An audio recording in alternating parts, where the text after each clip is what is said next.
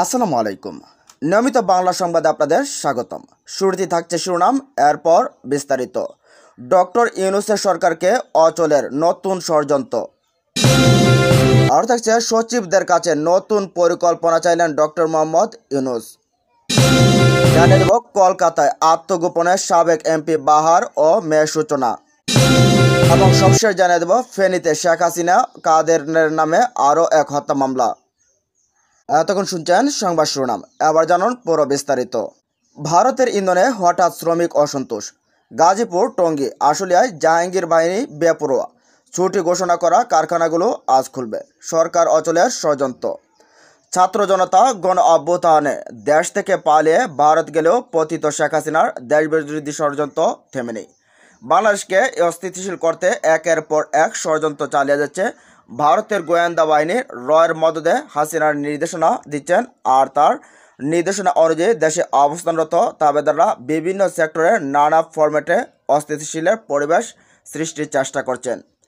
অন্তর্বর্তী সরকারকে অচল করা সর্বশেষ ট্রাম্প কার্ড গার্মেন্টস শিল্পকে অস্থিরতা করে হাতিয়ার হিসেবে নিয়েছে। নানা দাবি দেওয়া অজুহাত তুলে শ্রমিকদের কারখানা থেকে রাজপথে নামিয়ে এবং শ্রমিকদের আন্দোলনের সুযোগ নিয়ে শ্রমিকদের মধ্যে বাইরে থেকে মাস্তান ঢুকিয়ে জাহাঙ্গীর বাহিনীর তাণ্ডব ভাঙচুর চালাচ্ছে। তবে গার্মেন্টস মালিক ও শ্রমিকরা বলছে তারা হাসিনার পাতানো ফাঁদে কখনোই পা দেবেন না। ইতিমধ্যে তারা আইনশৃঙ্খলা বাহিনীর সহযোগিতা কামনা করছেন। বৈষম্য বিরোধী ছাত্র আন্দোলনে স্বৈরাচার হাসিনার পতনের পর দেশের দ্বিতীয় বিজয় উদযাপনের 1 মাস হবে আজ। গণ অভ্যুত্থানের মুখে শেখ হাসিনার পলায়নের পর দ্বিতীয় স্বাধীনতার 1 মাস উপলক্ষে সারা দেশে শহীদ মার্চ কর্মসূচি ঘোষণা করেছে বৈষম্য বিরোধী ছাত্র আন্দোলন। স্বৈরাচার হাসিনার দিল্লিতে থেকেই 1 মাস ধরে নানামুখী ষড়যন্ত্রে লিপ্ত রয়েছে। আর ষড়যন্ত্রের কলকাঠি নাড়ছে হাসিনার দোসর ভারত। অন্তর্বর্তী সরকারকে বিপাকে ফেলতে শুরু জুডিশিয়াল কু, সংখ্যালঘু নির্যাতনের মিথ্যাচার প্রচার, 15 ও 21 আগস্টে ঢাকায় 10 লাখ লোকের সমাগম করে সরকারকে ফেলে দেওয়ার ষড়যন্ত্র, সরকারি কর্মচারীদের দাবি দেওয়ার আন্দোলনের রাস্তায় নামিয়ে বিশৃঙ্খলা সৃষ্টি, আনসার বাহিনী দিয়ে সচিবালয় ঘেরাও ষড়যন্ত্র সফল হতে না পেরে এখন সর্বশেষ শ্রমিকদের দিয়ে বিশৃঙ্খলা সৃষ্টি করে সরকার অচল করে দেওয়ার অপচেষ্টায় নেমেছে। ঢাকার সাভার, গাজীপুরের ওষুধ ও গার্মেন্টস কারখানা সহ নানামুখী ষড়যন্ত্রে লিপ্ত রয়েছে শেখ হাসিনা এবং তার রাজনৈতিক মুরব্বী ভারতীয় এজেন্টরা। তারই সর্বশেষ অপচেষ্টা গার্মেন্টস শ্রমিকদের বিক্ষোভ। গোয়েন্দা সংস্থার রিপোর্টে রয়েছে গাজীপুর সিটির সাবেক মেয়র জাহাঙ্গীর আলমের বাহিনী গাজীপুর, আশুলিয়া ও টঙ্গীতে তাণ্ডব চালিয়েছে। 5 আগস্টের আগে হত্যা খুনে মেতে উঠেছিল জাহাঙ্গীর বাহিনী। তারই পৃষ্ঠপোষকতায় এখন শ্রমিকদের দাবি দেওয়া নামে বিশৃঙ্খলা সৃষ্টির চেষ্টা চালাচ্ছে। বিশেষজ্ঞরা বলছেন স্বৈরাচার হাসিনার পতনের পর নানামুখী ষড়যন্ত্র চালাচ্ছে পার্শ্ববর্তী দেশ ভারত। অন্তর্বর্তী সরকারকে দায়িত্ব নেওয়ার পর থেকে বর্তমান সরকারকে ফেলে দিতে ভারত একের পর এক পদক্ষেপ নিচ্ছে, কিন্তু কোনোভাবেই কোনো কিছু হচ্ছে না দেখে এবার শ্রমিক অসন্তোষ লিপ্ত হয়েছে। অসন্তোষ তৈরি করে দেশের রপ্তানি আয়ের প্রধান খাতকে ধ্বংসের পায়তারা করছে। বিশেষজ্ঞদের মতে স্বৈরাচার হাসিনা সরকারের সময়ে যারা অনিয়ম দুর্নীতি করেছে অবশ্য তাদের বিরুদ্ধে ব্যবস্থা নিতে হবে। এক্ষেত্রে তাদের ব্যক্তিগত হিসাব ও বিদেশ যাত্রা বা অন্য কোনো উপায়ে ব্যবস্থা নেওয়া যেতে পারে, তবে কোনোভাবেই যাতে ওইসব ব্যক্তিদের প্রতিষ্ঠানের কোনো ক্ষতি না হয়, কারণ প্রতিষ্ঠানগুলোর সঙ্গে হাজার হাজার কর্মকর্তা কর্মচারীরা শ্রমিকদের জীবন ও পরিবার নির্ভরশীল।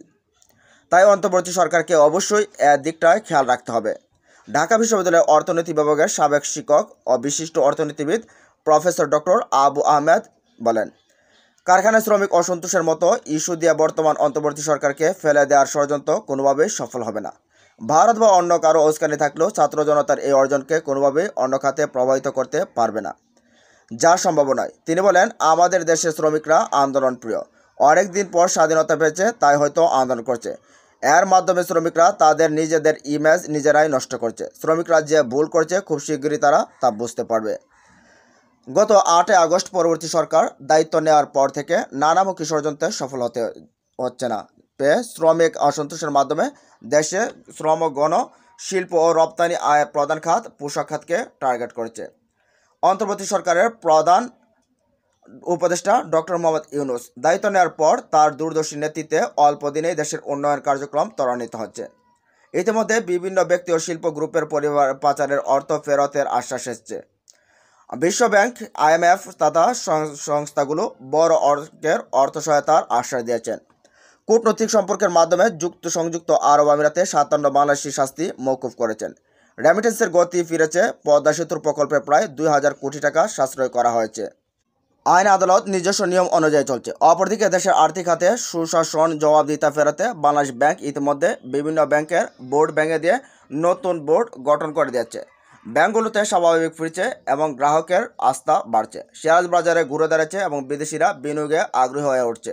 হাসিনা রেজিমের পতনের পর ডক্টর ইউনূসের নেতৃত্বে সরকারের মেয়াদ 1 মাস হতে না হতেই দেশে উন্নয়নের মহাসড়কে ফিরছে। আর তাই ষড়যন্ত্রকারীরা আনসার বিদ্রোহ সফল হতে না পেরে এখন শ্রমিক অসন্তোষের মাধ্যমে সরকারকে ব্যর্থ করার নতুন মিশনে নেমেছে। এদিকে সচিব সভায় 10 জন সচিব বক্তব্য রাখলেন। সচিবদের কাছে নতুন পরিকল্পনা চাইলেন ডক্টর মোহাম্মদ ইউনূস। নিজ নিজ মন্ত্রণালয় নিয়ে 1 পৃষ্ঠার একটি ভবিষ্যৎ পরিকল্পনা তৈরি করতে সচিবদের নির্দেশ দিয়েছেন প্রধান উপদেষ্টা অধ্যাপক ডক্টর মোহাম্মদ ইউনূস। সচিবদের উদ্দেশ্যে তিনি বলেন, মন্ত্রণালয় নিয়ে আপনাদের পরিকল্পনা কি, ভবিষ্যতের স্বপ্ন কি, ফিউচার ড্রিম, সে সব সংক্ষেপে 1 পৃষ্ঠার মধ্যে লিখে নিয়ে আমার কাছে আসুন।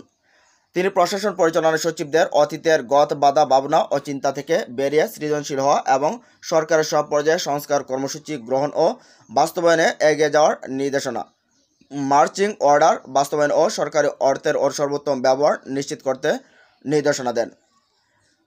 সরকারি অর্থে প্রতিষ্ঠিত রাষ্ট্রীয় প্রতিষ্ঠান বা ব্যবস্থাপনার নামকরণের ক্ষেত্রে একটি আইনি কাঠামো প্রণয়ন করে সরকারের বিবেচনার জন্য উপস্থাপন করতে বলা হয়েছে।